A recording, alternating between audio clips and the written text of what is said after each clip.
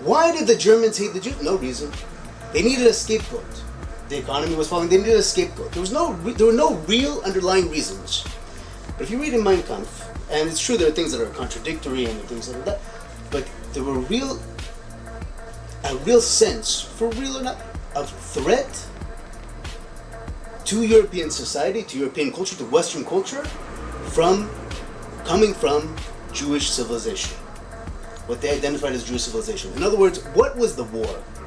When you read Mein Kampf in the mind of Hitler, who was obviously the one who understood European psyche, what do we see there?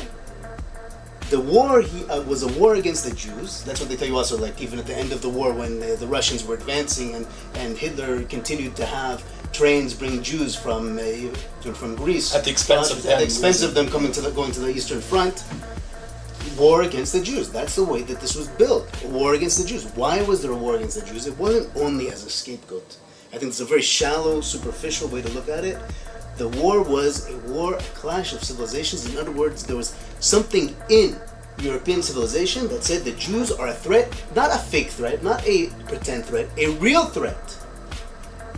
And what we're afraid to admit, and I think this is our failure, is that he's right.